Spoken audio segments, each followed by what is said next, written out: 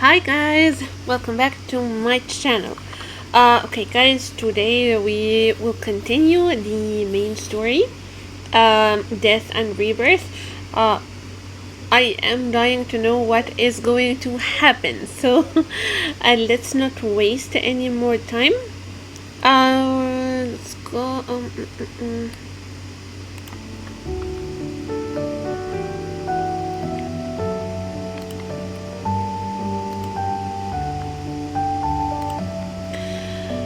Um, Honestly, I wish I can complete all of it in one setting. I'm just not sure I will be able to. But I am dying to know what's going to happen. So let's just continue and jump right away. I know we stopped at a point where we were trying to convince Silas to take us to the Gaia Research Center, but he is really being resistant of the idea. So let's see why.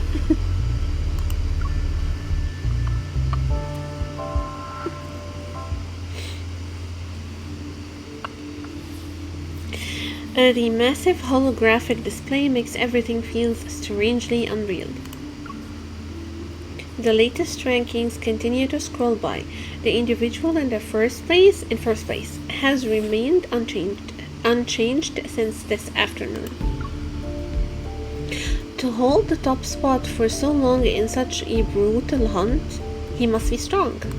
He's been at the top since last night. He's good. I'll give him that. Each change in the rankings marks the end of another life.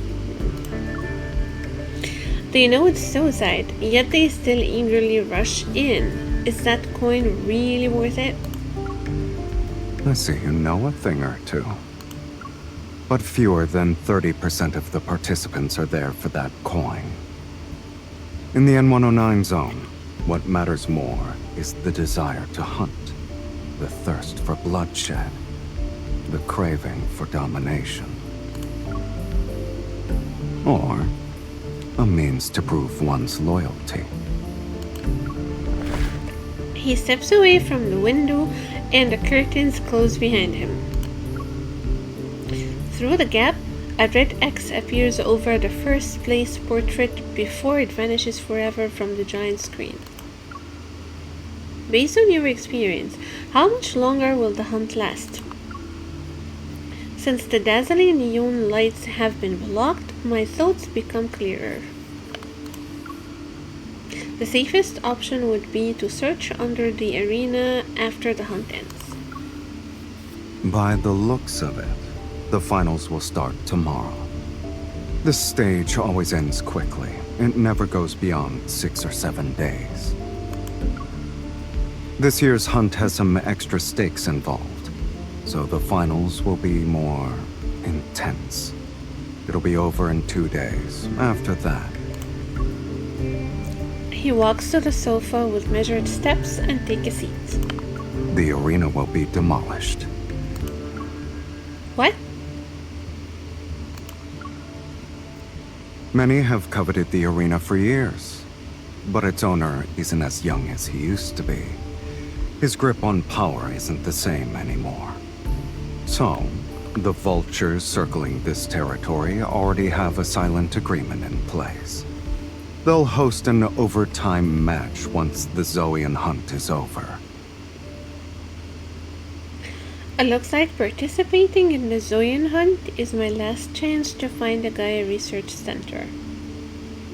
She wants to participate? And breaking into the arena by myself is no easy feat. Who knows what awaits in the ruins of the research center? I can't waste too much of my energy on fighting. I need an ally. Is standing right in front of you. My gaze falls on Silas, who's sitting on the sofa. Don't even think about it, kitten. You've been watching the hunt unfold from the sidelines. Don't tell me you haven't been plotting something. Are you implying you're the one who has all the schemes? Pretending to threaten him, I playfully pin him down on the sofa. Really cute. You said you don't mind me using you, and right now I really want to use you so I can get into the arena. It's not like you'll lose if you join, it's a win-win situation, right? He never loses.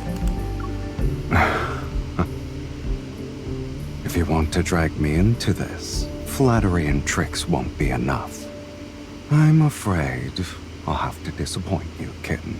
I have guests to meet, so I can't join you in your gladiator game. Who? There is a knock at the door. Luke and Kieran, who had left the gaming pods, have returned. Their voices come through from the other side. Boss, our people just delivered their report. Taking care of all the goods ever brought this time. Ever. Leave a few alive. There's no need to be too thorough. Yes, sir. What? There are a few troublemakers in the area, boss. Can we... Do as you please. I keep forgetting that they're kinda like evil mafia people. Thank you, boss.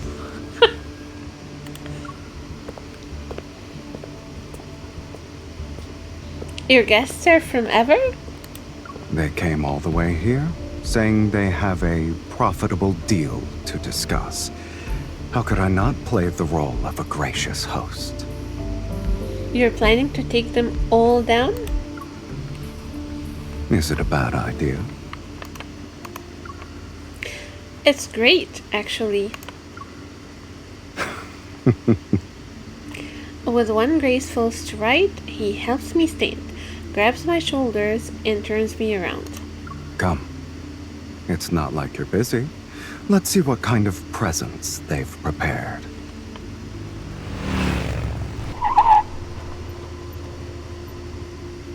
After our high-speed ride, we find ourselves before some ruins. They're shrouded in mist and gunsmoke. The air is thick with chaotic energy fluctuations. Frowning, I kick aside some unidentifiable debris and pick up a broken half of a wine bottle.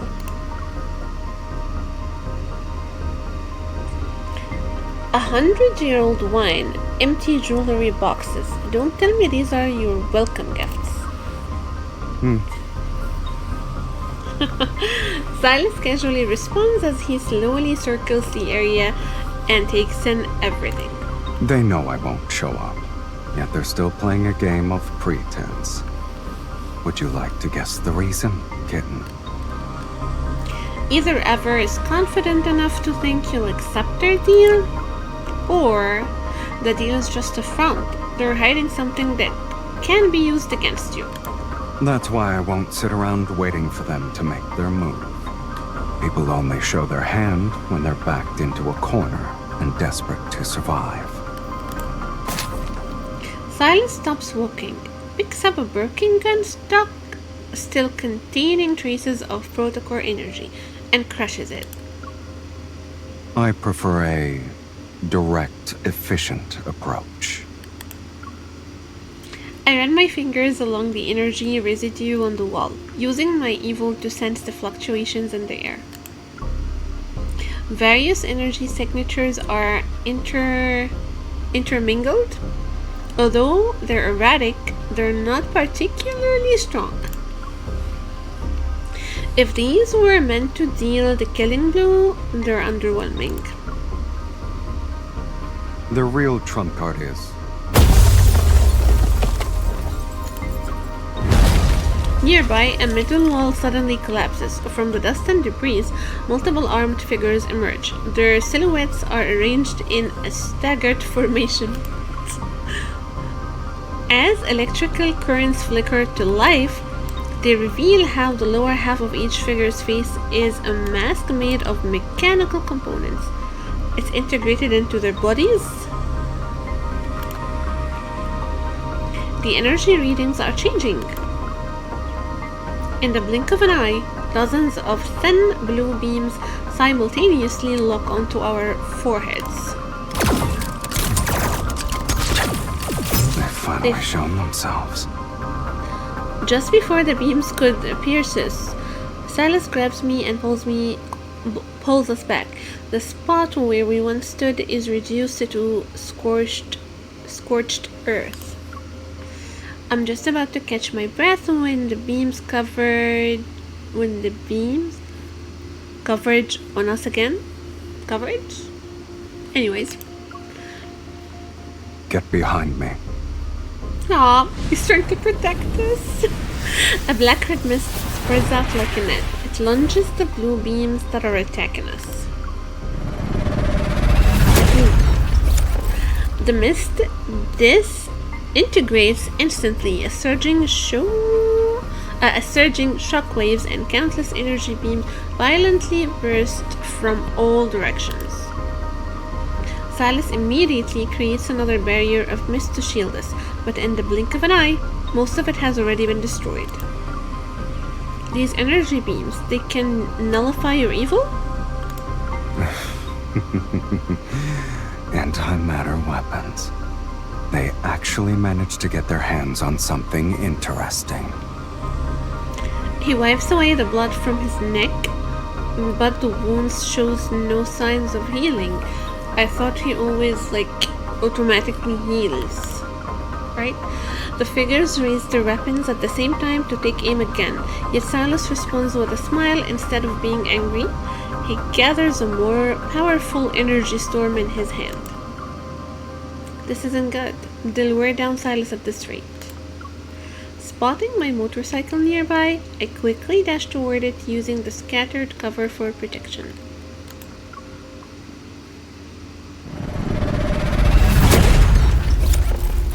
After another explosion blast, I race through the lingering dust cloud and return to Silas's side. The thundering roar of my bike's engine envelops us. Come with me! We're saving him for once. The motorcycle roars at full throttle as we weave through the N109 zone. The sound of gunfire is hot on our heels. I duck and dodge the explosions around us while Silas sits back in the passenger seat. He wields his protocol weapon as if he's playing a shooting game. Are those really antimatter weapons? Silas, were they specifically designed to take you down? I think yes. I mean, he's like a huge deal, right? They're just cheap knockoffs, kid.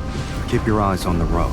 Besides, A group of shadowy figures close in behind us fall as Silas's evil strikes them down. I'm not alone. I have you. Aww. Two motorcyclists in black clothes and from both sides. They're trying to slam into me at the same time. I'm just a driver who follows the traffic rules. This really isn't the time for this. Already at full throttle, I make a split-second decision to step on the brake. I let my motorcycle fall back to dodge their coordinated attack. They're putting up quite a fight. How are you planning to shake off these guys? They don't have the energy fluctuations I'd see from those monsters, nor do they show any signs of being modified. But their movements are mechanical and rigid. It's as if they're following someone's commands. We don't have much time. We'll reach Karun in 2 blocks. You better not forget to turn. Let's not crash into it, kitten. The boundary of the killing zone is ahead. The last untamed street marks the line between sanctuary and hell. A perfect, foolproof plan quickly forms in my mind as I push my motorcycle horsepower to its limit. True, entering with the leader of Onitinus. Amidst the wind howls of pursuers, I charge towards the laser barrier. Well, that means I might end up being a target with you. Time seems to slow down as the orange red light sweeps over the front wheel of my motorcycle. It washes over my bike and Silas, who's behind me. Clearly, aware of Karun's rule, our masked pursuers stop just before the boundary. They're forced to watch us slip away.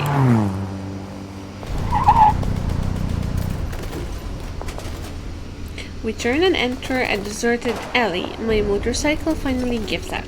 Silas and I dismount. Uh-oh, we ended up here after all. Oops! But at least I have to shake off those pursuers.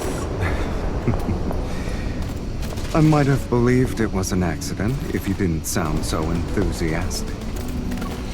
Our faces suddenly appear on the district's central screen. They're magnified dozens of times over. In that same instant, the gunfire echoing throughout the killing zone falls silent. Then, the still air brims with passion as screams resound. They're celebrating, or maybe going wild over Silas's entrance. Of course, anyone would go wild over this man. You got what you wanted. There's no turning back now. I just helped you out. It's time for you to return the favor. Go underground with me. We need to check and see if the old Gaia Research Center is really there. A life debt is impossible to repay. But since you asked so nicely, kitten, do I even have a choice? With Silas's laughter still in the air, I navigate through the alley debris and barricades and make my way toward the Karun arena. Wait a minute, I'm starting to think you were planning to swoop in during the finals and catch everyone in your trap. I would never do such a thing. I'm not nearly as clever as you are. Of course.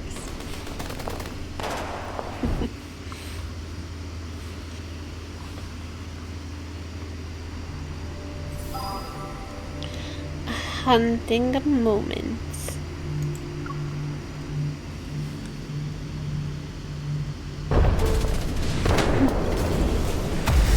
Countless bullets whiz above our heads as I take cover.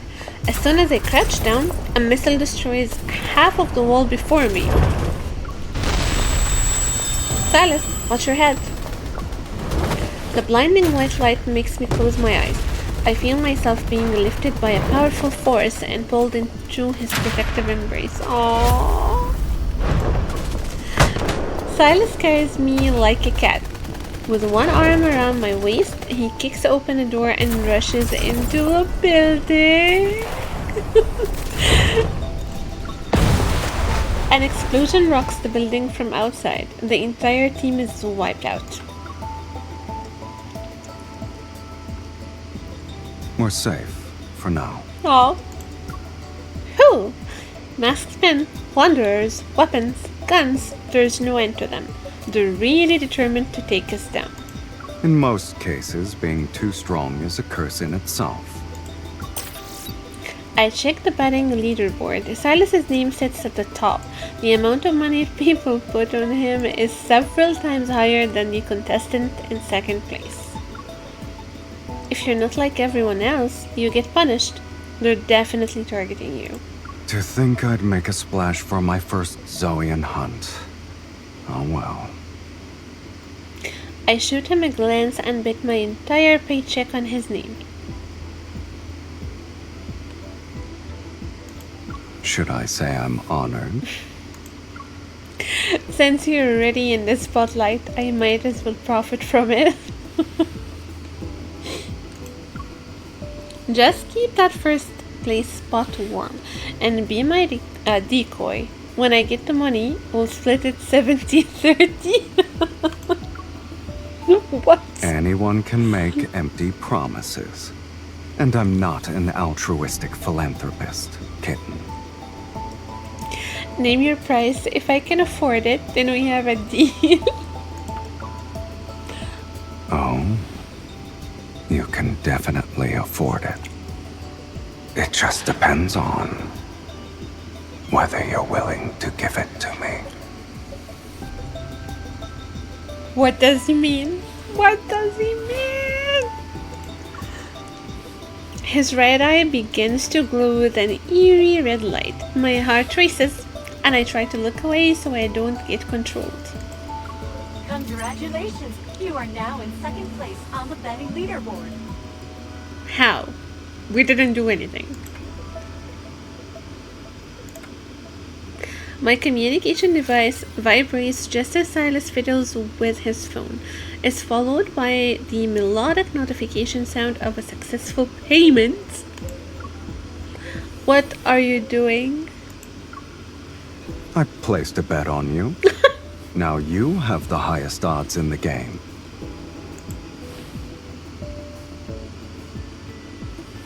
If you win, I'll make a fortune.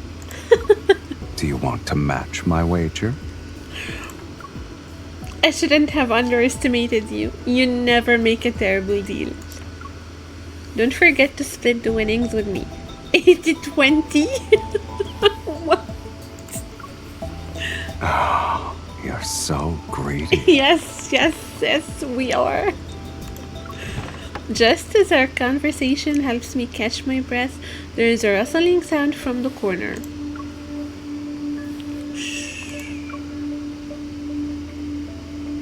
I creep silently toward the source of the sound. Then I turn around with my gun raised. Please, don't hurt me. My gun is pointed at a frail old woman who's barely alive. Finding someone as old as her in the Zion. I was pronouncing it incorrectly all this time. Zion hunts seems unbelievable. But this is the N109 zone. Instead of lowering my gun, I tighten my grip and take another step towards her. How long have you been eavesdropping? Before I can ask another question, Metaflux suddenly surges. A wanderer materializes and instantly lunges at the old woman. Look out! My hunter's instincts take over before I can think. As I race for impact, shards of Metaflux explode behind me. They are intertwined with wisps of a familiar mist. Sylus, right?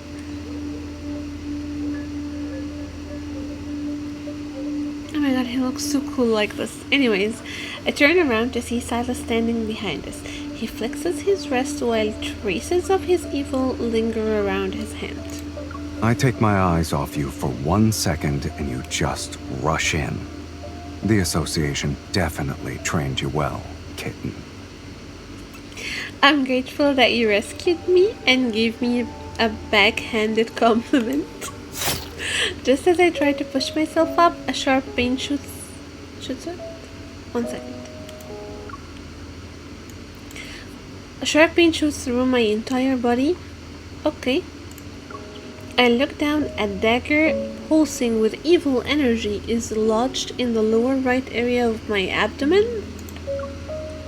And the old woman's trembling hands clutch its handle. Oh my god.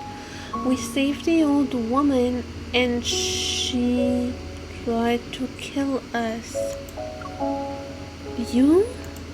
I didn't mean to. I was trying to kill the Wanderer. You're the one who got in the way. What an old witch. Sylus picks me up as the old woman releases her grip on the dagger and flees. Fool. A black red mist starts chasing after her, but I hold back my pain and press down on Sylus's arm. I shake my head. Let's take care of my wound first.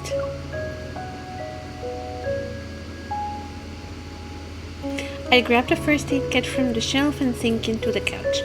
I open it and search through its contents. Let me do it. It's fine, I can handle it. Come just let him take care of you. You slipped several times already. I don't think you can handle it.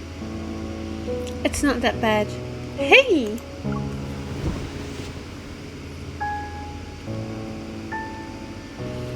Black-haired mist grabs my arms and lifts me in the air. Yet my fall is unexpectedly gentle. I find myself lying across Sylus's lap as he sits on the sofa. The first aid kit lands next to him. I mean, that's the main story.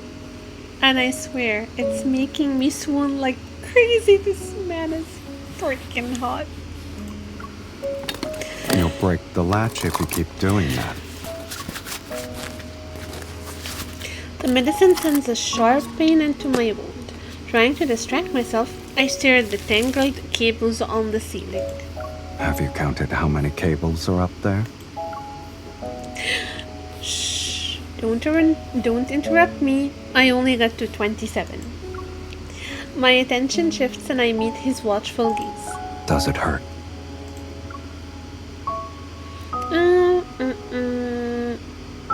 Yeah. It really hurts. This is a special antiseptic from Charon's black market. No one has ever claimed it doesn't hurt. It's extremely effective since it makes wounds heal 10 times faster than normal. Oh. It's like the one from the Hunger Games. I mean, the whole thing is kind of like a callback to the Hunger Games. Really? Then the pain is worth it. I lied. It's just a saline solution. What the hell? Sylus discards the cotton ball after he finishes cleaning the wounds. He holds the hemostatic dressing between his palms. Then he pauses. You seem distracted. Are you thinking about that old woman? Yeah. Are you mad?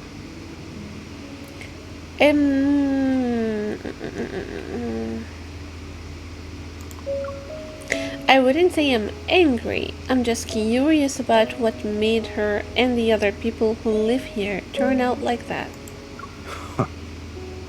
Maybe they don't think anything is wrong with what they've become.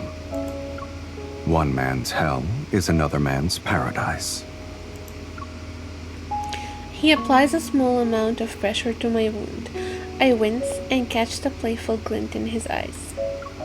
You can barely take care of yourself right now, but you're still going to worry about others? Most people here are foolish.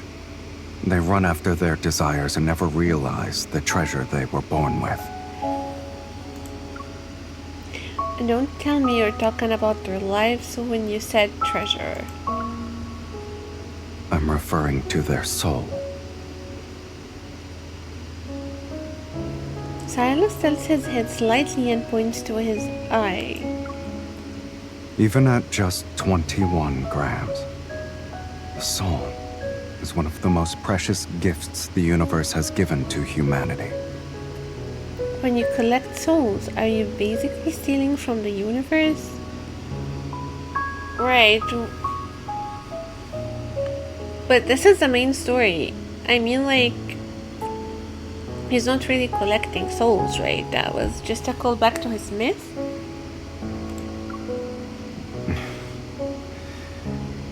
Did you just change the subject by making fun of me? Yeah, because it's not really real. I think she's just trying to make fun of him, yes. Can you stand up? You shouldn't underestimate me. I jump up from his knee and stretch my limbs to prove I'm fine. Don't push yourself. In this game of life and death, even the smallest vulnerability could cost you everything. Leaving right now wouldn't be a good idea. Stay put and keep quiet. Hearing the sounds of gunfire in the distance, I think for a bit before agreeing with Sylus's assessment. But just as I am about to sit down on the couch, I see...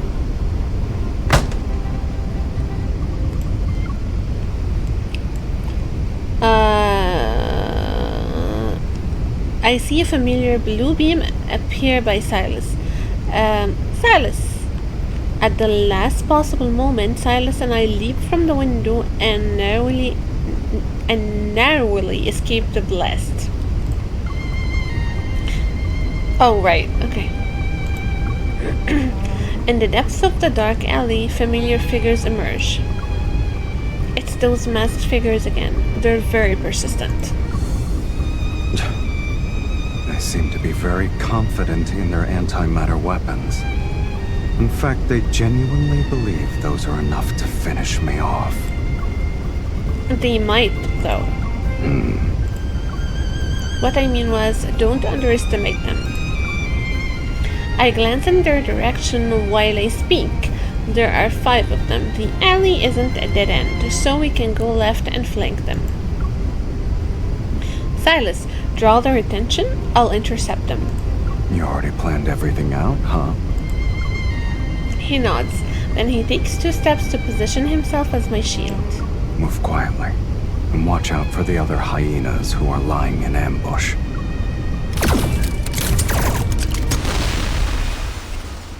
After the final thunderous blast, the dark alley is once again swallowed by nighttime fog and deathly silence. Are you okay?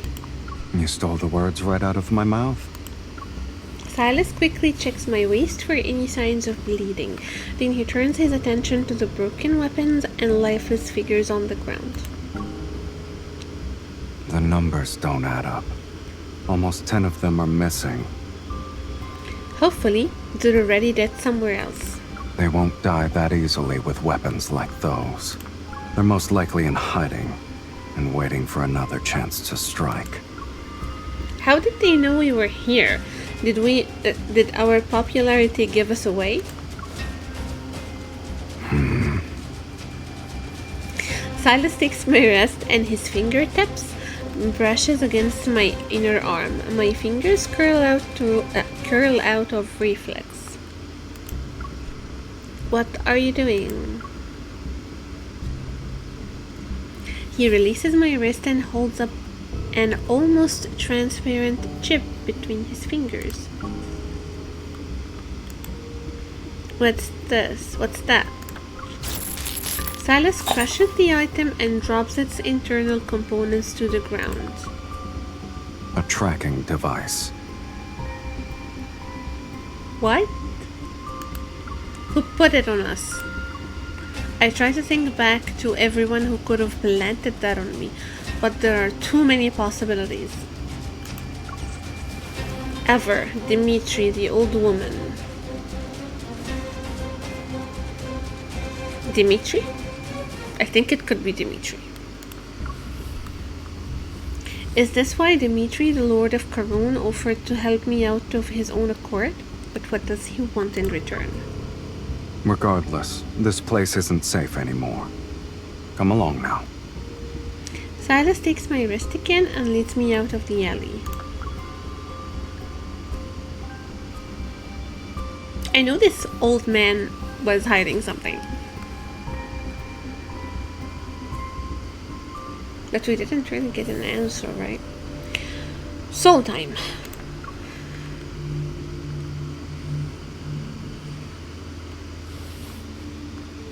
Midnight. Velocity vintage cars. I thought finding a suitable hideout would take a lot of effort.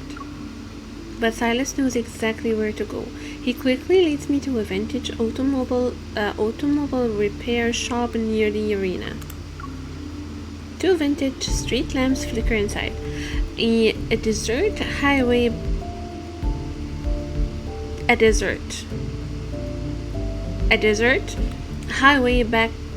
backdrop and bullet holes decorate the entrance. It's quite fitting for our situation. After making sure we weren't being followed, I breathe a sigh of relief and pull up a chair to ease my pain. Ever just won't quit. Isn't there a way to deal with them once and for all? The arena fights are bad enough as it is. The ones we took out were only minions receiving commands. For signals to be distributed simultaneously, there must be a leader carrying the central control unit. Take out their control unit, and we can disable the entire group. Speaking of which, I detected an unusual metaflux fluctuation when I encountered them. Sylus turns around to look at me. What makes it unusual? I'm not sure how to explain it. Maybe it's connected to that control unit you mentioned.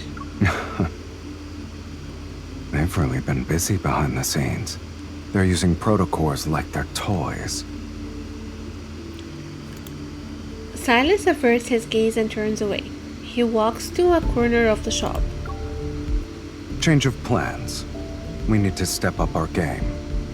What? Find the leader, neutralize them, and extract the control unit. We're going to do reverse tracking? That might work. I'll use those unique fluctuations to locate them. Silas crouches down by the a decorative bar counter along the wall. The sound of rummaging soon fills the air. What are you doing? Are you looking for weapons? I'm hungry, so I'm looking for food. I set up. My interest is piqued. Is this place one of your properties? Maybe. Those with refined tastes know how to seek out places that match their standards.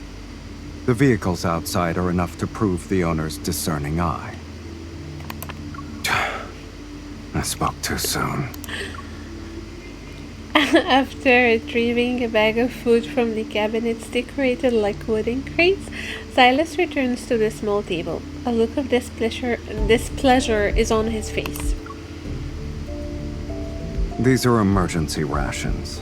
If you're not picky, try to eat as much as you can. Canned food? That's not too bad. I thought it would be much worse considering how you acted. Weren't you the one who kept asking for more home comforts at the base? Home comforts? The base is for living, but this place is for surviving. The standards are different. Yeah, that makes sense. But seriously though, have you thought about making your chefs develop canned food? With their skills, we could have a gourmet canned food experience next time we end up in a situation like this. While I keep rambling, the cans are opened and arranged. Silas gives me a look, but doesn't argue. What? How's your wound? No amount of talking will change that pain. I'm starting to think the medicine wasn't normal. It hurts even more now that I've stopped moving.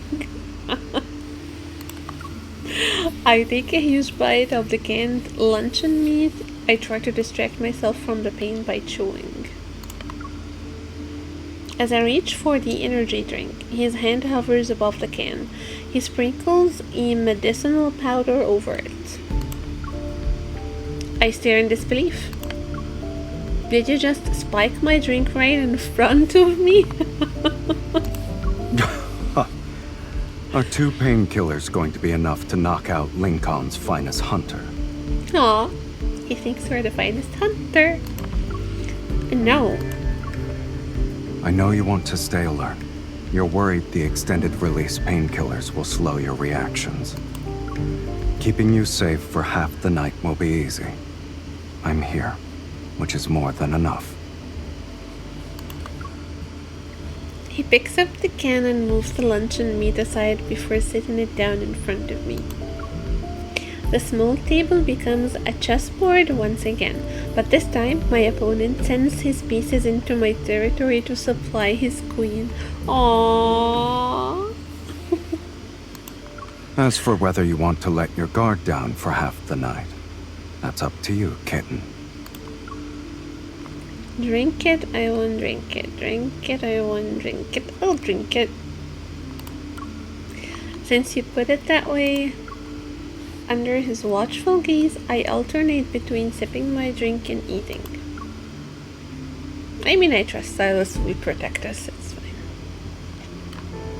I quickly replenish my energy after consuming 3 cans of protein-rich food.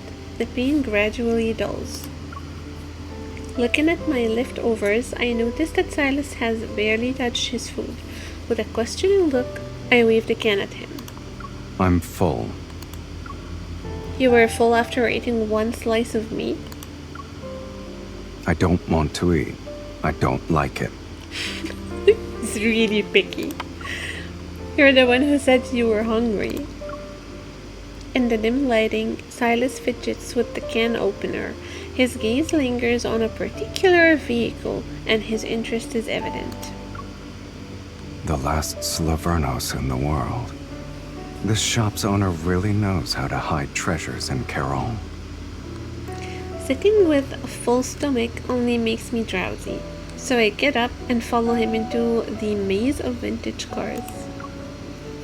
A distorted figure flashes in my peripheral vision. I turn around only to see my reflection in the glossy black car door. The Phantom Zero, produced 60 years ago. Comfortable seats, spacious in the back. Thinking I'm interested, Silas turns back to stand beside me. Our distorted reflections emerge on the corridor.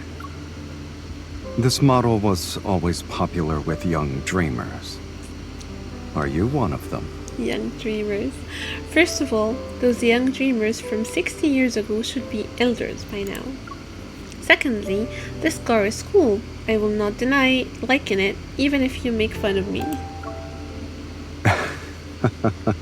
I wasn't.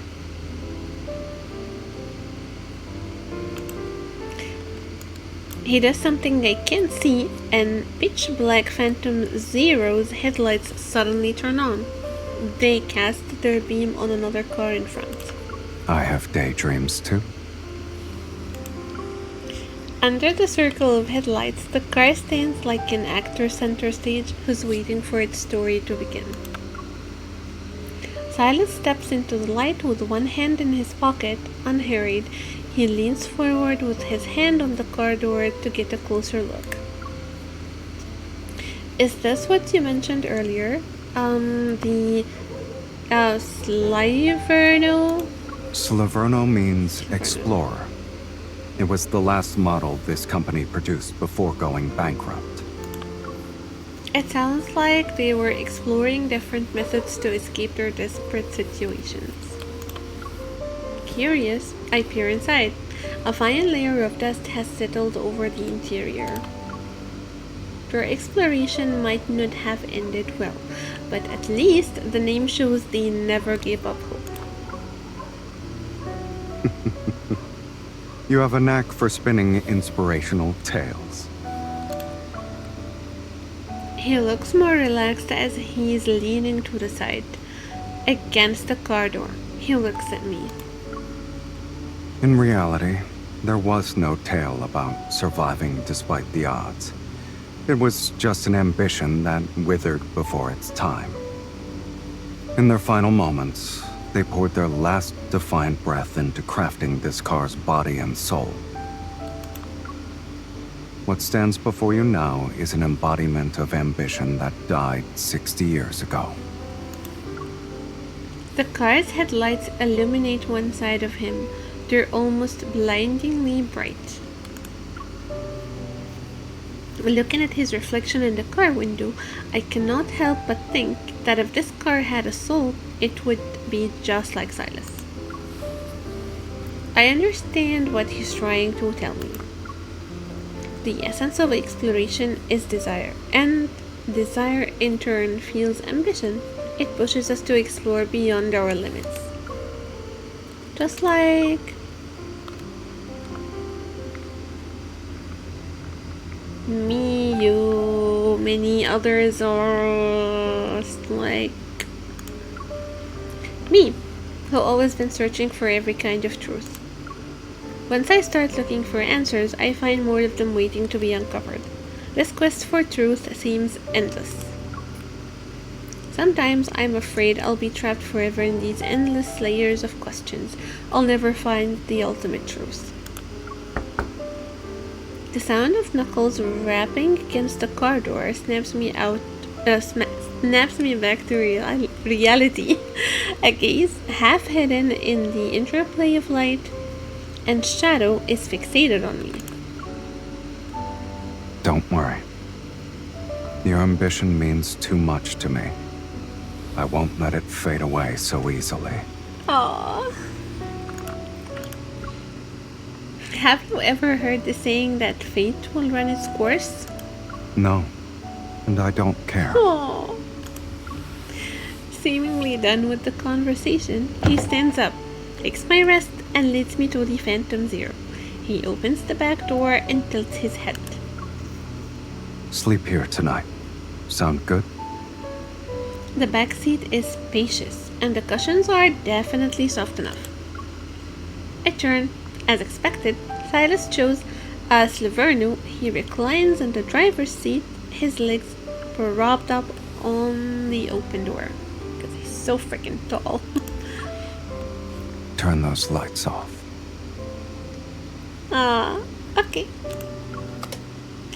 The car lights are off, and darkness once again blankets our surroundings.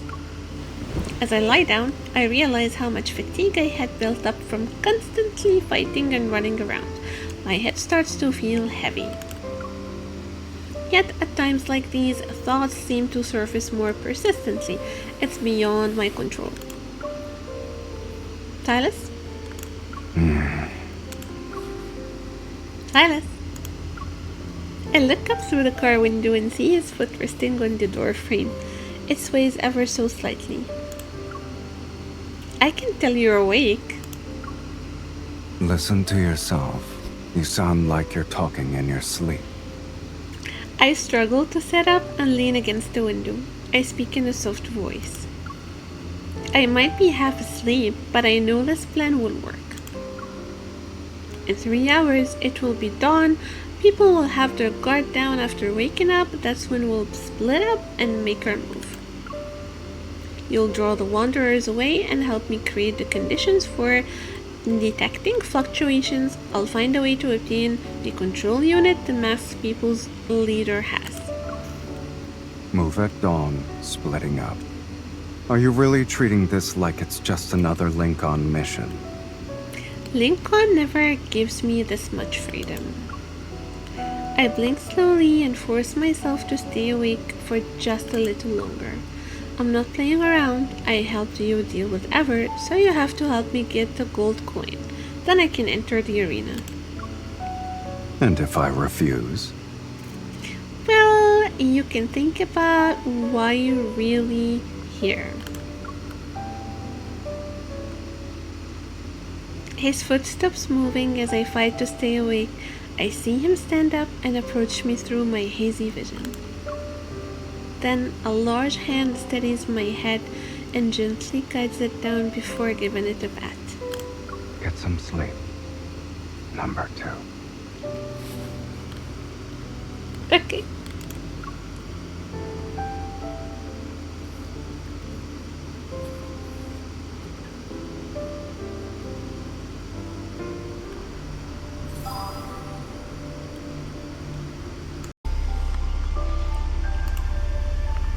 Okay.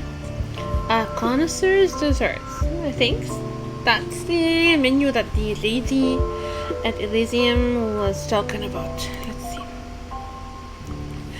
see.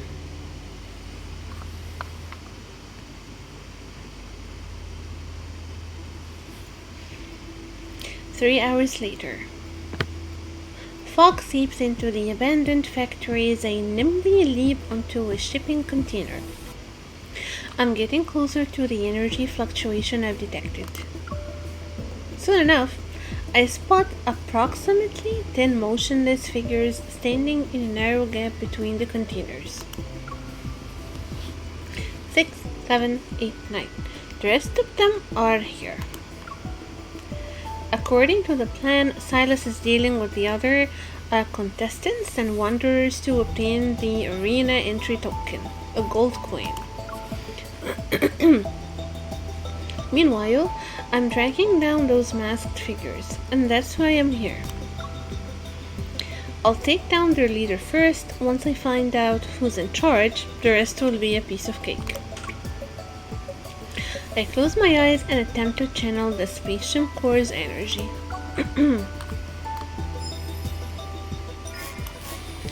From my heart, warm energy surges and envelops my entire body. My racing heartbeat is warning me that I might experience an energy overload if I continue.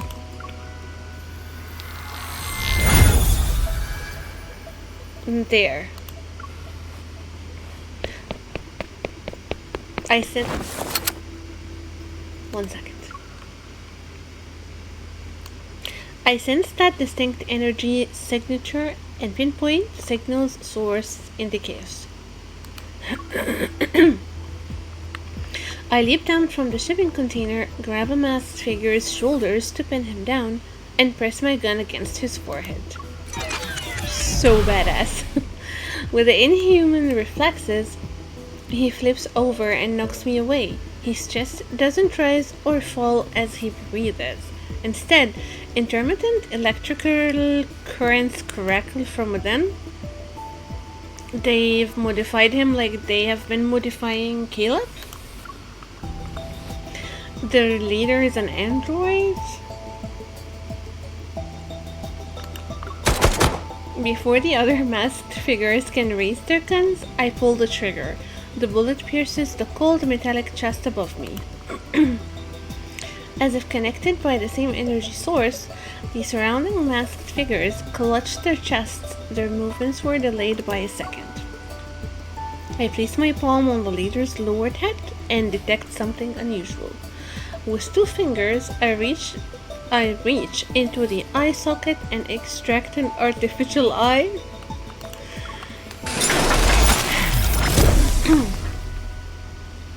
Sparks fly from the severed wires as the machinery, still functioning, freezes. The masked figures have lost their power source. They fall to the ground one after another and let out pained groans. I hold up the artificial eye to the moonlight. As I suspected, protocore particles within its shell emit a faint glow in the darkness. I'll be taking this.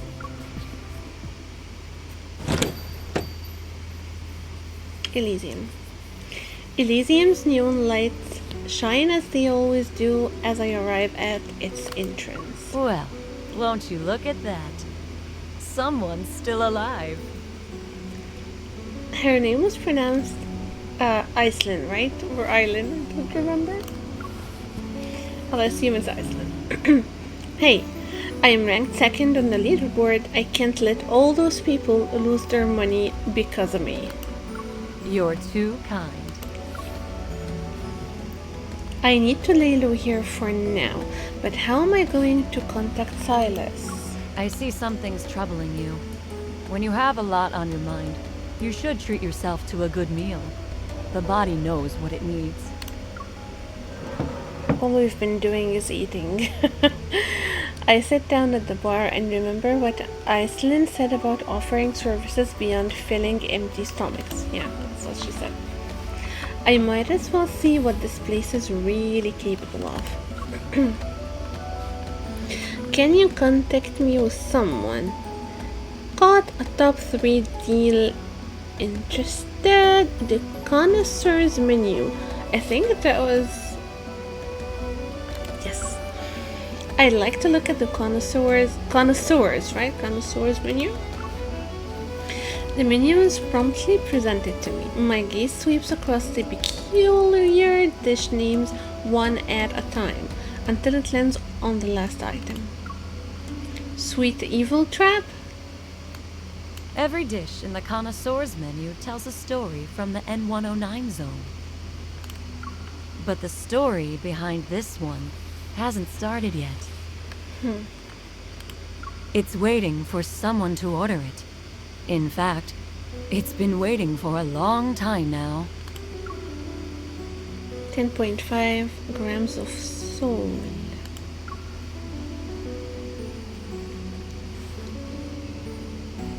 Even at just 21 grams, the soul is one of the most precious gifts the universe has given to humanity.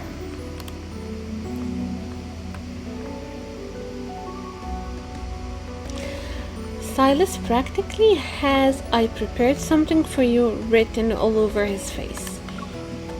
I close the menu. I'll order this one then.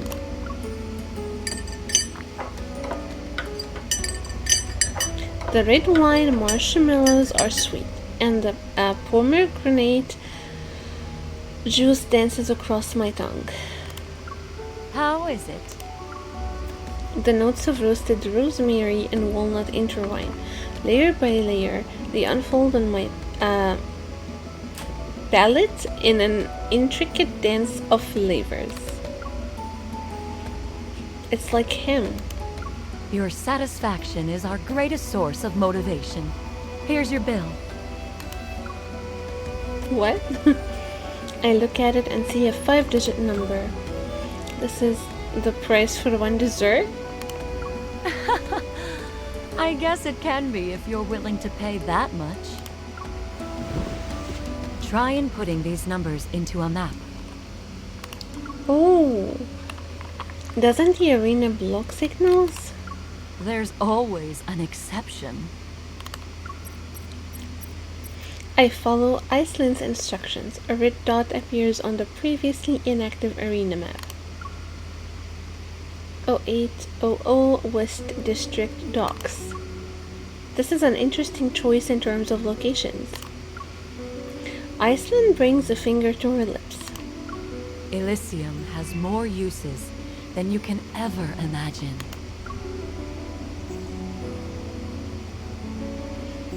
The docks are completely deserted. Abandoned vehicles are scattered haphazardly across the area.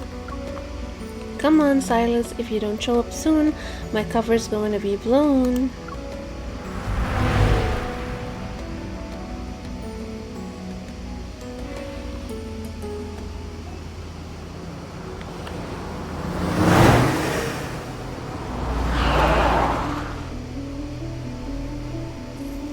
Oh my god, he looks so freaking hot. You're late. When I show up on time for a deal, someone usually gets carried away. I'm fashionably late for good luck. My god. No need to thank me. Get in. Thanks, I guess.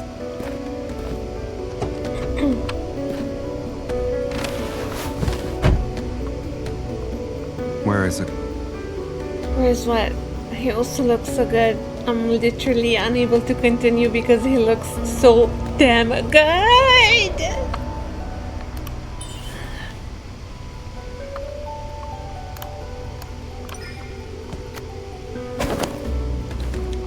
For you?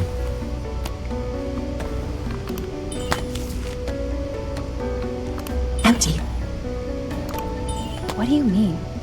As you can see, it's a pass to the arena. Yeah, that's empty. No time for jokes. Where's the gold coin? It was tampered with, so I fed it to a wanderer. We can't have loose ends, kitten. Look at his face. Look at his face. Oh my god, look at his face. Look at his face. Okay, that expression is just...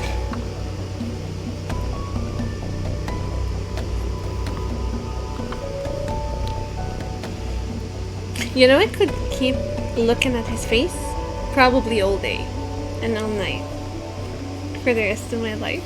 Oh my god, he looks so good. You destroyed it? There are other ways to enter the arena. I can guarantee that. I'm being honest. You know that.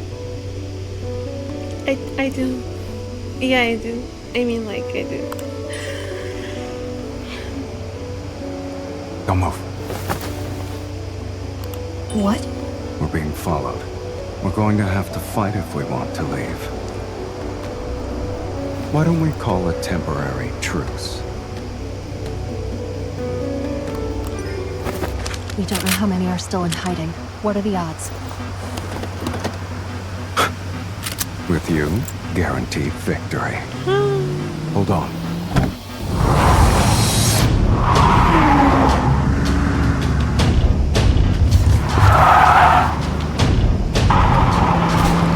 Here comes Sylus.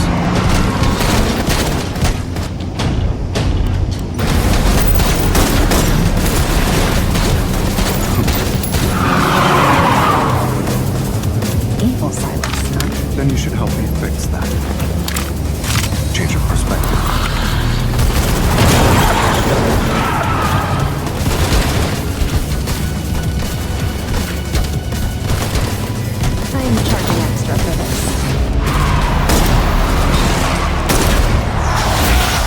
freaking badass. Look at us.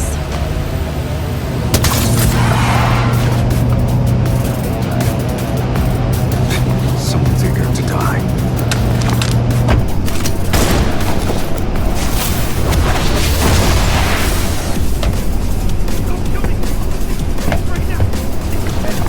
It's too late for regrets.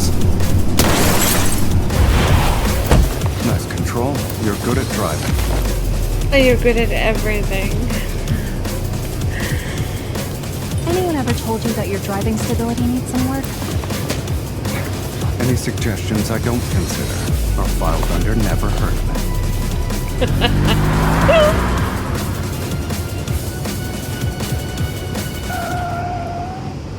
I don't want the kindles to be over. The car emerges from the tunnel and races through the streets of the killing zone. Please don't tell me you went for a joyride earlier. I didn't. I just grabbed a bite to eat. You had a meal? I couldn't get what I actually wanted, so I had to settle for the next best thing. What does he mean? Come to think of it, I rarely encountered any wanderers while searching for the masked people. I guess someone was helping me from the shadows. After all. Does he consume wanderers? But Silas doesn't look like he enjoyed his food. How are the wanderers? Delicious? They were so unpalatable that it's not even funny.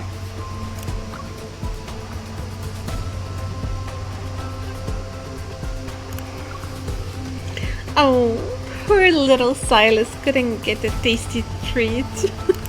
Not only am I picky, but I have an enormous appetite. I playfully shake my milk tea. Even though you were starving, you still bought me this. Aw. Isn't it common courtesy not to show up empty-handed? I pull up the live feed. The participant count in the top right shows the number 2. That means Silas and I are the only ones left. The gold coin markers flash on the map, but we ignore them. We're heading straight for the arena in the center of the area. Do you really have another way to get in? Yeah. In the distance, we see a barrier formed by interwoven blue and orange lights. Instead of slowing down, Silas steps on the gas. The car is going to charge into it. Hold on tight.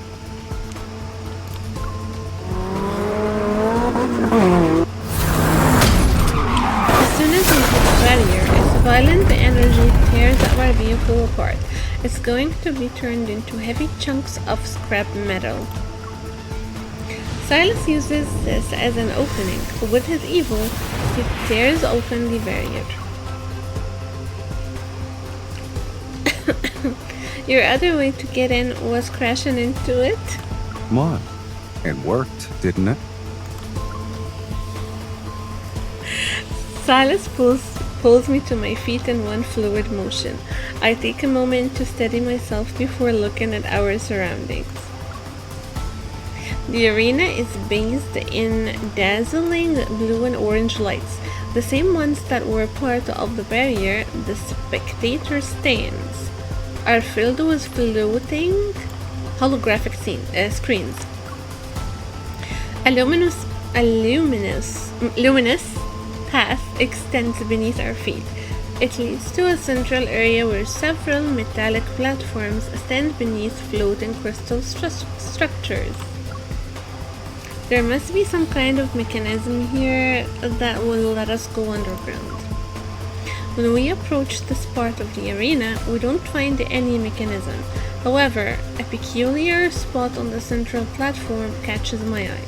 Under normal circumstances, the gold coin would be the key to go underground and meet our Lord of Caron. But this can't be considered normal circumstances. There's always more than one way to beat a game. Besides, it doesn't matter if you have the gold coin. The Zoian hunt stopped being fair a long time ago, kitten. He taps the ground with his foot. Listen. I can't hear anything, but I sense faint metaflux fluctuations. Maybe we can do this. Black-red energy particles seep into the ground, and a few seconds pass before the metaflux readings suddenly spike to dangerous levels. The ground rumbles, and a horizontal crack appears in the central area to reveal a massive creature underneath. It quickly opens its eyes and leaps. It's a wanderer. The wanderer is encased in a massive shell. It instantly releases a powerful burst of metaflux. Does the N109 zone prepare these kinds of surprises? Of course not. I suspect this grand spectacle is their idea of a welcome party for honored guests from afar. Who's trying to mess with us this time? What do they want? I don't care. I've had enough of this game. And its endless amount of rules. He stands at the edge of a raised platform as black-red mist spirals up from his arms. It engulfs his entire body. Let's end this once and for all.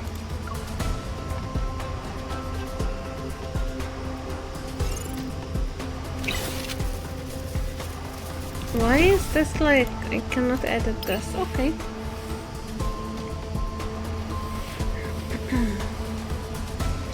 I have to go with O2 on this battle. I have never played any battles from the emulator. I don't know how to do things. This battle will be over. What? We shouldn't underestimate it. Let's attack it together. You can decide when. I'll make sure they're dead. Be careful. Don't let it get. I'll show you. We could have done some more training. I just got sloppy.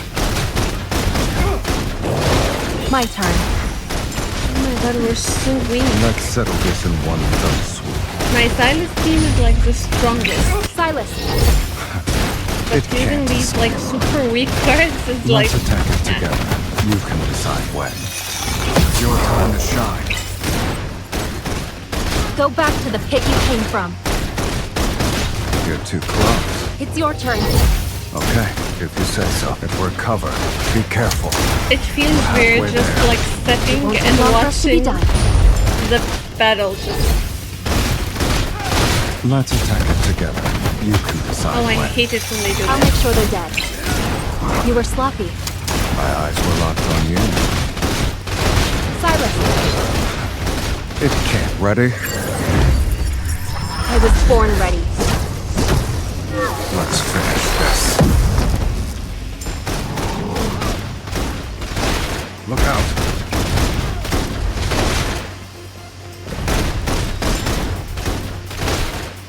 Let's attack it together. You can decide when. I'll make sure they're dead. Bring it. Don't forget about the person next to you when you run into trouble. Who says I ran into trouble? It's time to meet your maker. Go back to the pit you came from. If you got beat up, don't force yourself. I can still take a hit. It's been a while I since my actually feathers was were worried ruffled. for a second that we might But we won. Yeah, no, screw that.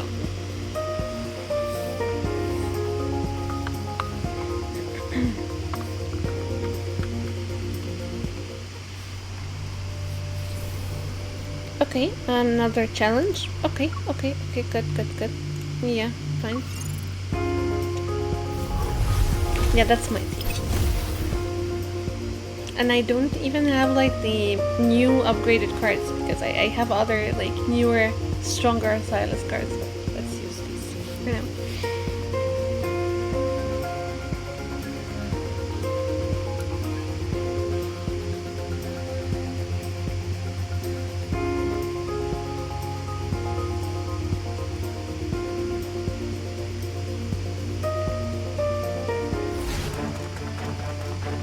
Doesn't matter whose place this Doomsday?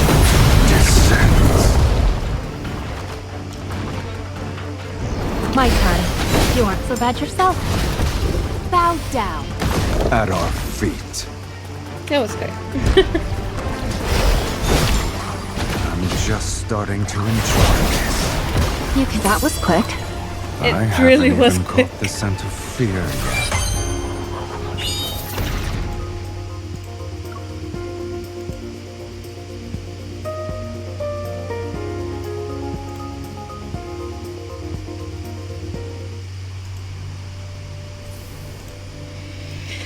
Okay, another one.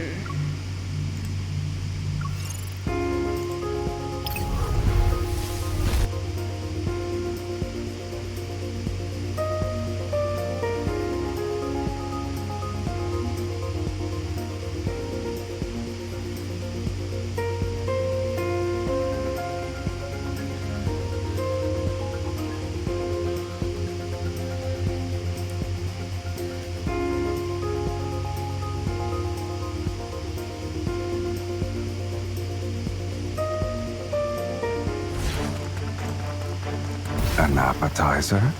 Doomsday? Descends. Bring it on.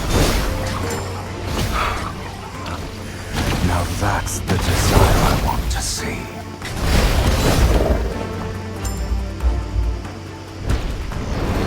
Careful now. It's charging. It's your turn. Okay, if you say so. That was quick.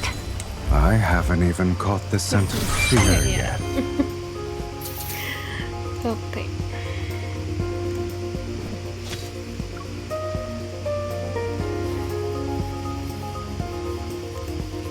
There is still more to this, right? It wouldn't end here. Another one. Okay, no worries.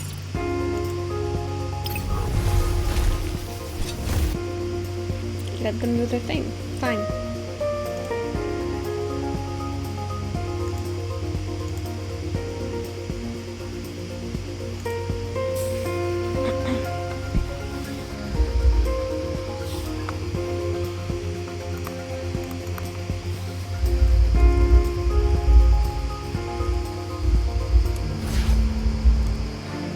Doesn't matter who's...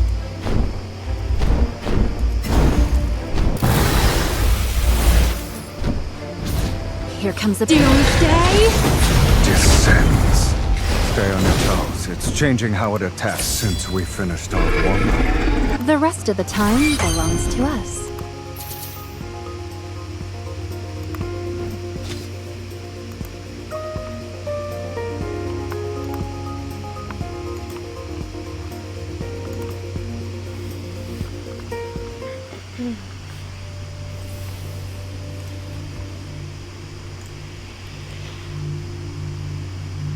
Wait. There is still more to the Sylus story, right? This is not Zane's yet, right? I really hope so, because as a protofield dissipates, the massive wanderer vanishes with it. The modified chill is still present when I fall to the ground. Thud. The arena's floor gives way because of the impact. I plunge into the boundless darkness along with the debris.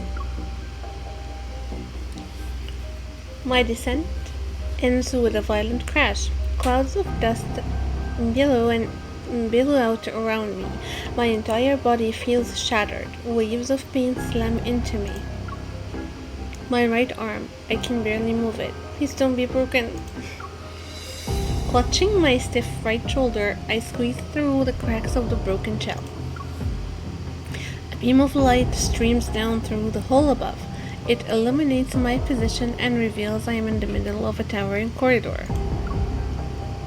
Where's Silas? The floor was completely destroyed. I wonder if he also fell down. Silas? Silas? No response. I hope he's okay. Suddenly, I feel a faint tremor in my chest. I whip my head toward the end of the corridor. Its source is there. The vibration is soothing, and it gradually syncs with my heartbeat. My feet start moving on their own. It's as if someone is pulling invisible strings. I am drawn. Active life form detected. Verifying identity. Verification complete. Welcome back. 0. The sudden system malfunction warps the announcement into eerie static. It echoes between the high walls of the corridor. This is really Welcome weird. back, Researcher Wesley. What? Welcome back, Researcher Dimitri. Dimitri? Dimitri, I'm surprised for a moment, but the name fails to stir any significant emotions. I knew he was someone important. Welcome back, Researcher Josephine. Our grandma. Okay. Grandma. As each name is announced, the system's voice becomes gentler. The empty corridor is seemingly filled with the shadows of people walking through it once again. Congratulations on regaining consciousness. Subject 001. How are you feeling today?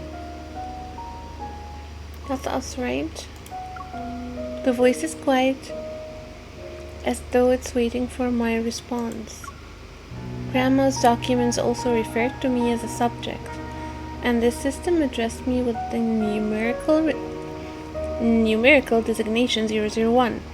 It's me, right? The following has been detected in the test subject's emotional state: confusion, weariness, and anxiety. Physical pain signals are also present. Subject 001. Do not be afraid. The nearest researcher is located in the observation room for demonstrations. You are currently 126 meters away. Please follow the guidance lights immediately to receive assistance. A pale blue light materializes on the floor. Arrows pulsate one after another and beckon me to venture deeper into the facility. This feels so weird and creepy, guys.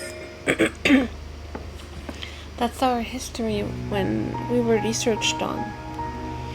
As I walk, more passages branch off from both sides of the corridor. Deepspace Signal Analysis Lab, Cosmic Archaeology Archives, Genetic Extraction and Analysis Center. The Gaia Research Center's scope of scientific endeavors is far more extensive than I thought. I keep walking until I see Life in the Future. Backtracker? Xavier?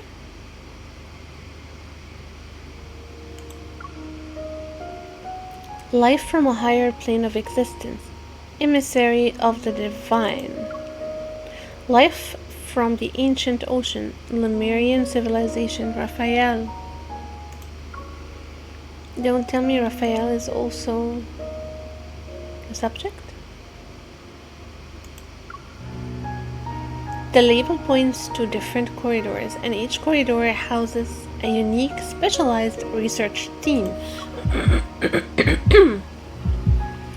Finally, I spot the sign for the Unicorn Research Team. It's pointing to the most prominent door at the end of the corridor. My heart pounds in my chest. The truth I've been waiting for is within reach, yet I'm hesitant. I'm suddenly afraid of facing my past. Honestly, so am I. Maybe this is just a trap. But I've come too far to turn back now. I press my hand against the sensor in the center of the door.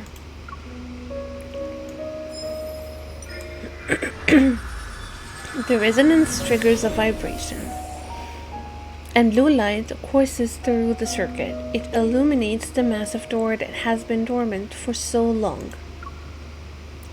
The heavy metal doors slide apart, and warm light pours in. I turn my head away and raise my hand to shield my eyes. What game are we playing today? In a dreamlike haze, I watch as a tiny girl runs past me and throws herself into the familiar embrace of the figure standing in the light. Grandma. I take half a step back and rub my eyes. The vision vanishes along with the warm light.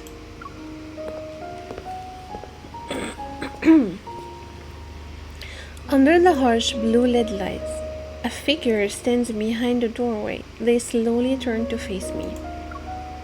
You. You're finally here. It's been a while, Subject 001. Dimitri is a freaking scientist who's been testing on us?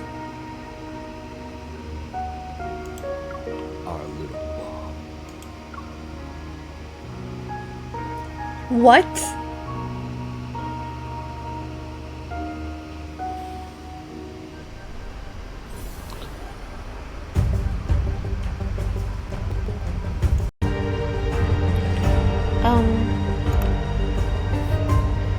I mean, does this mean like all the love interests are actually, or were, subjects forever to test on?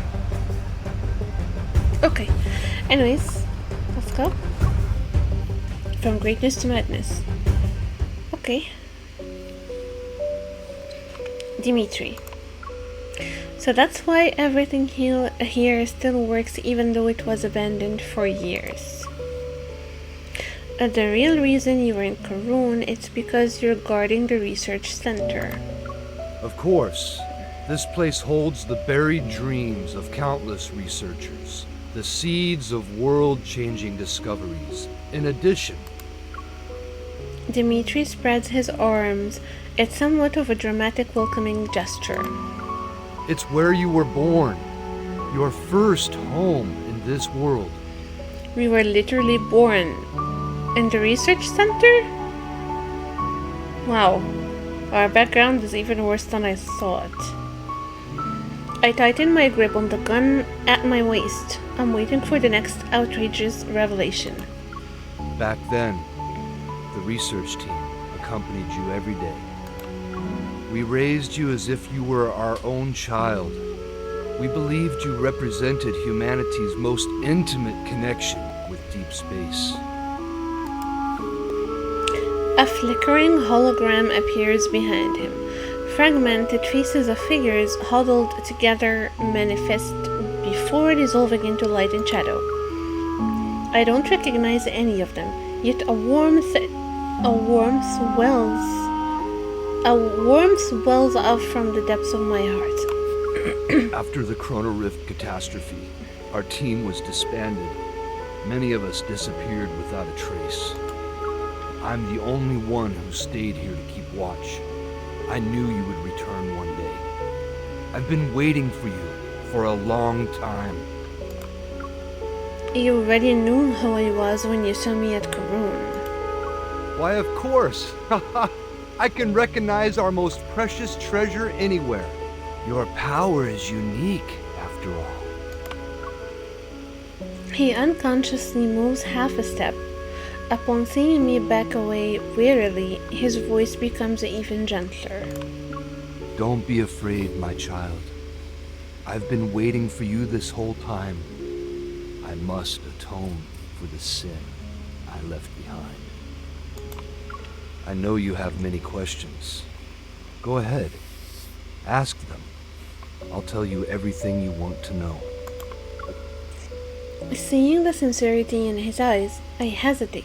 Should I ask him a question? I might be close to the truth this time. I need to hear what he has to say.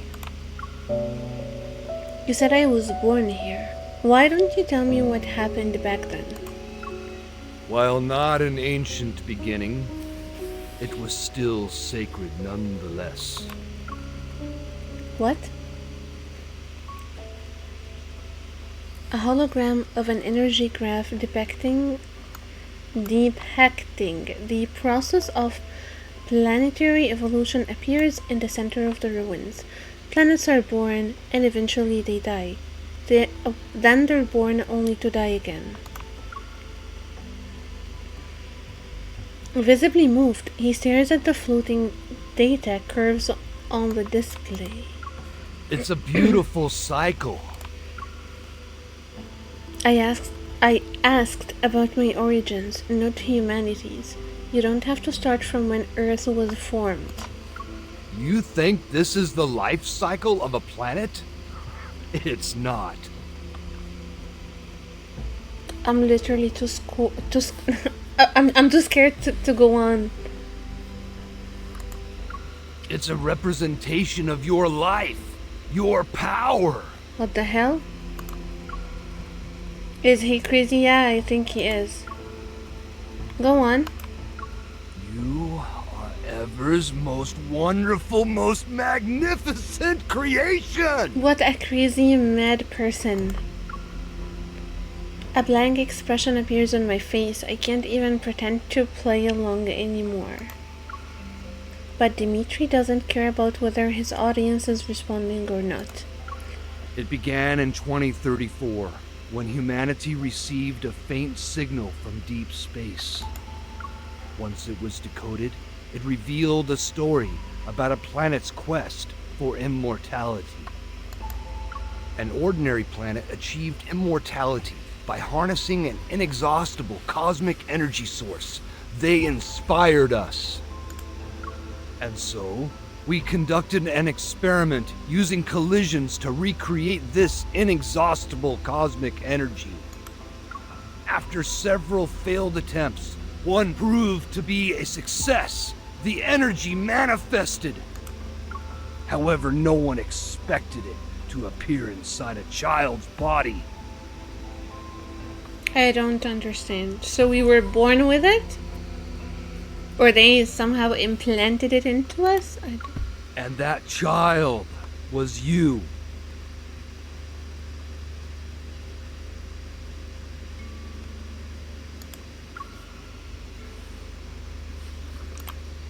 The powerful energy fluctuations we were waiting for, they came from you.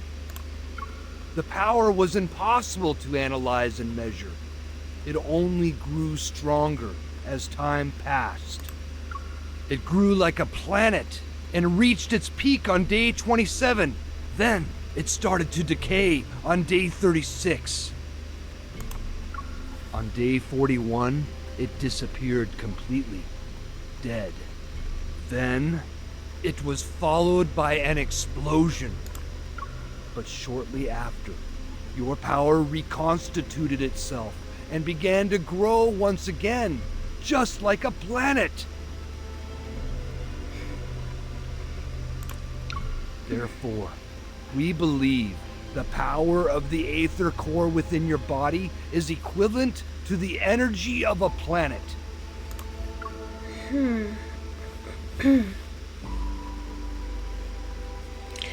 With growing intensity, his gaze gradually shifts from the hologram to me. It's as if he's seeking my confirmation. I don't believe it. You're not sick in the head, right? Fascinating. I will be honest. I do believe it. We did read about it in the world underneath stuff, but it's still kind of is freaky to actually get this confirmed like this. You're not sick in the head, right? In the dim lighting, Dimitri's fanatically contorted face becomes the very embodiment of his obsession, ugly and deeply unsettling. Despite my best efforts, I can't help but carefully phrase my next question. You're not sick in the head, right? I'm not trying to insult you. I'm genuinely concerned. I believe the part about you being a member of the Unicorn research team.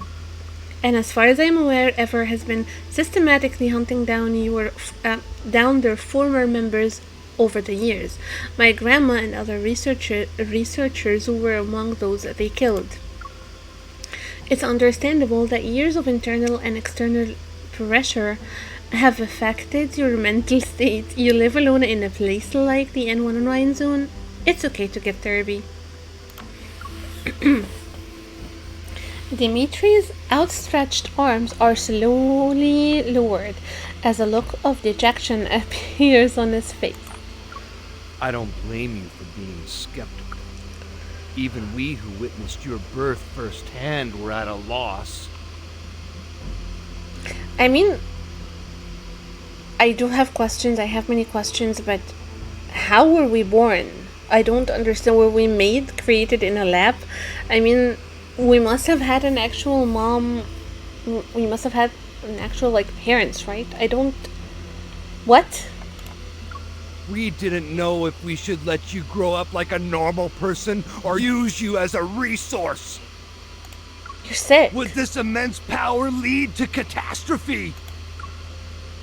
Ah, there goes that caring facade. Took you long enough.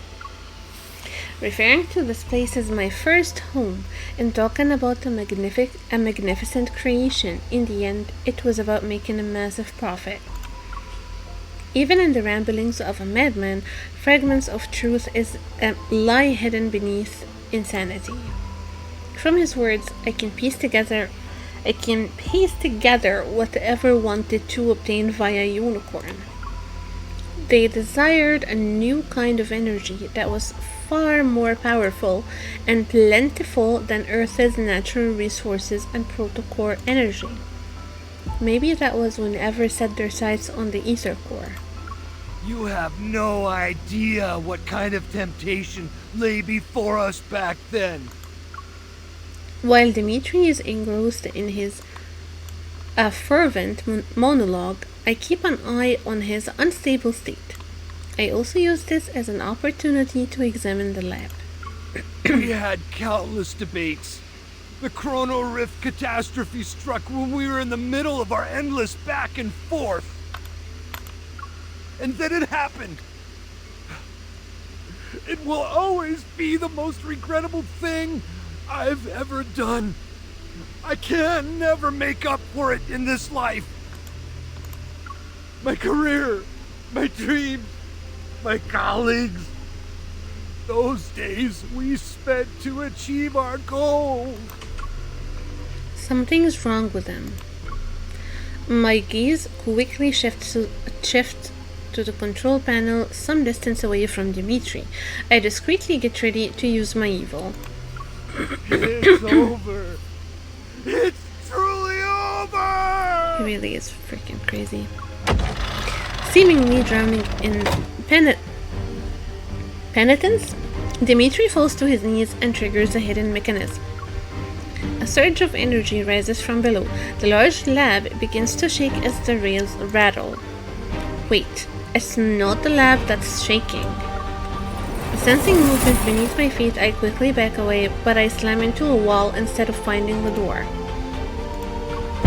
A massive curved glass panel had silently descended behind me. Its cold surface blocks my escape route.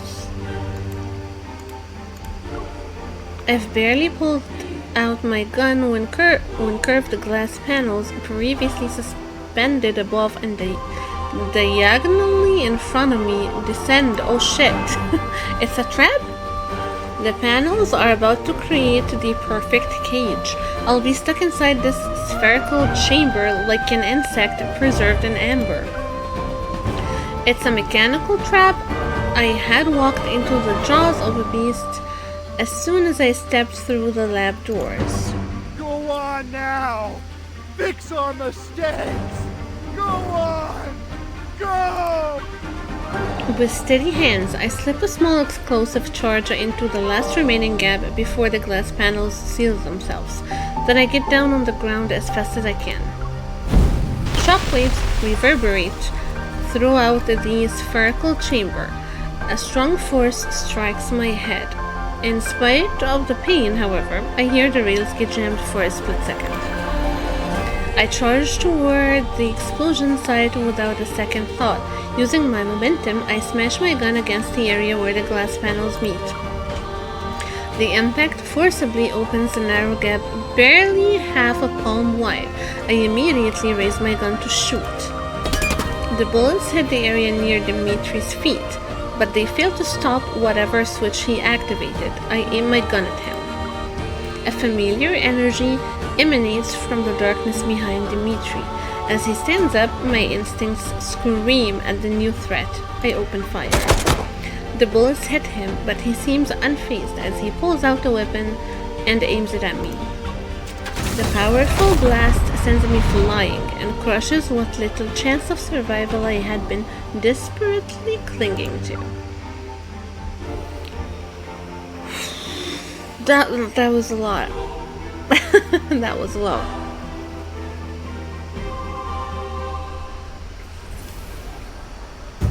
I mean, I want to stop, but at this point I honestly cannot.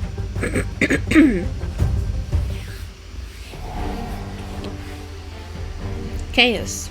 Agony. The freezing cold. My body feels like it's being crushed. I must have blacked out for a bit. Fighting through the pain, racking my body, and the taste of blood, I force myself to get up inside the glass sphere. On one knee, I struggle to catch my breath. Below me lies a metallic floor made from an unknown material, and above me looms an inverted glass chamber. The familiar sight triggers a flood of memories. This is the Deepspace collision chamber. I was imprisoned here before. Stop struggling, child. Honestly, just get away from me. The voice pierces the thick glass. The collision chamber has already been activated. It's now floating 6 feet off the ground. Dimitri stands below, and the controller in his hand is stained with blood. I already obtained the current data on your eval while you were in the battle. He raises a chip in his hand. Once I insert this into the chip reader, the equipment can use its antimatter capabilities to completely neutralize your energy. Although there is a gentle smile on his face, the hate in his gaze twists it into something grotesque.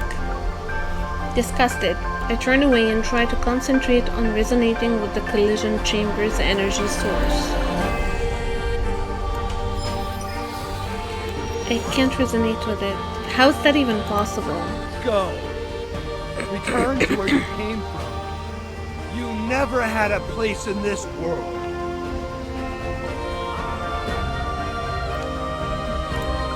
Humans who foolishly try to control a power as great as yours will only bring disaster upon themselves. The Chronal Rift catastrophe and the Wanderers. It was all because of our greed. We should have never created you. With the hands that stained this world in sin, I'll put an end to it. I stand up while using the glass wall as support, yet vertigo hits me, air is being drained out of the chamber. The pressure suddenly drops and the air in my body rapidly expands.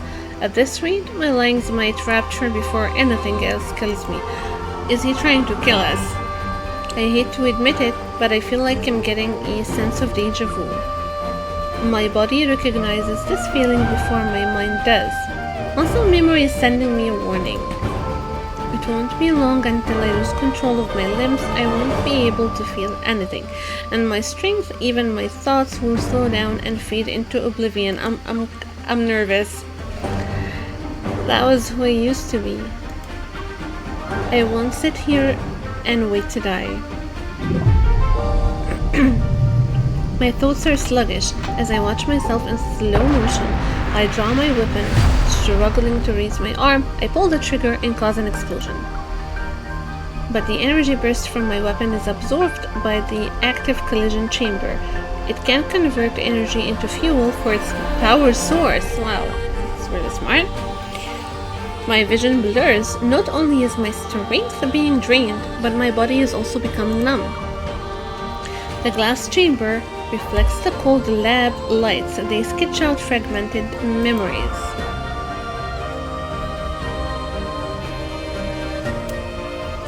It's the same collision chamber that I was violently thrown into as a child. Those monsters and that cosmic void in the sky. It's all because of you. You are this world's calamity. We should have destroyed you years ago. How and why is it our fault? Is it our fault because we existed? I've experienced this before. It was him at that time too. The contorted face of the young man begins to merge with Dimitri's weary, wrinkled face below. Then I lose my sense of direction. Since that day, I've been the only one who was determined to destroy you. I failed before, but time proved to me that I was on the right side of history. I will finish what I started and atone for my past failure. This lunatic. Be gone! Go back to where you came from! Just die already! I refuse to let this maniac kill me. A powerful resonance resounds and builds within the chamber.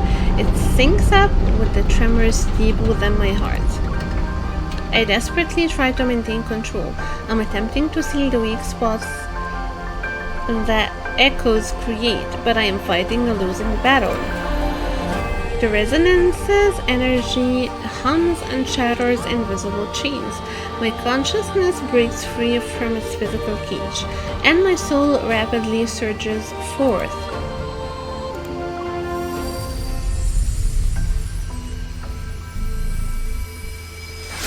My consciousness disperses with the energy burst. Countless reverberations echo across this planet. And from deep space, a mysterious connection descends. My awareness gradually fades as my body feels weightless. The ethereal eye appears once more. It devours me completely this time.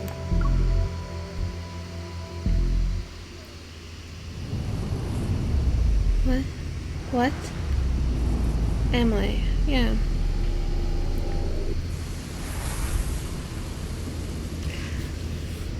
It's getting really interesting. In boundless darkness, I drift through the cosmos. What? It's like I am part of it. I am the cosmos. I see a planet on the brink of destruction, and a different path it could take.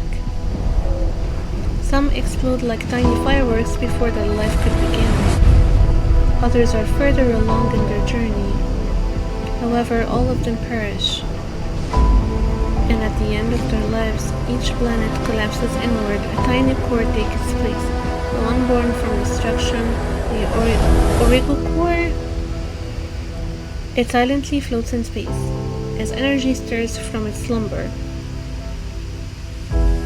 Cosmic strings resonate with it. Space-time twists and stretches. Everything and nothing has changed.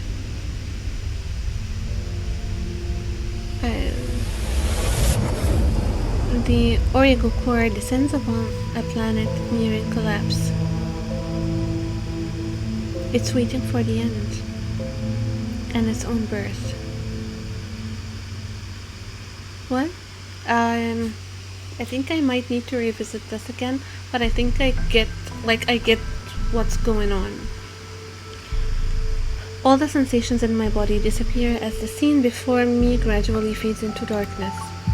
Suddenly, I hear a strong heartbeat and feel warm power flow through me. It's a fragment from another place and time, and it brings a familiar presence. Everything that was lost has returned to me. Sorry. At first, they're just blurry images reminiscent of scattered, flickering stars in my mind. But as time passes, these images start to become clear. They slowly come together and form vivid, tangible scenes, complete with sounds, textures, temperatures, and even the faintest presence. They're real and full of life. Unfamiliar fragments connecting to a single unbroken thread. Those past experiences, emotions, choices, and missions. Once again, they cross the barriers of time and space, carefully weaving themselves into the fabric of my existence. They become a part of me.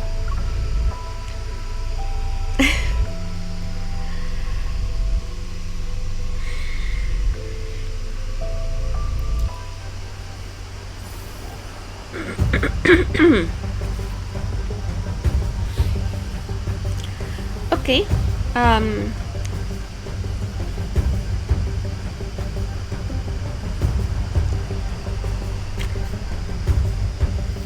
I guess we can stop here for now, and I will continue this as soon as possible because really I am dying to know what is going to be happening next. So I'll just take some time and then I'll continue the main story. I had no idea that it would be this long, to be honest. I had no idea, but yeah, let's oh, okay, we'll stop here, and I'll see you guys. First, if you have watched this far, thank you so much. Please consider subscribing to my channel. I will be continuing the main story, and I will be uploading this as soon as possible. And I will see you guys in the next video. Bye!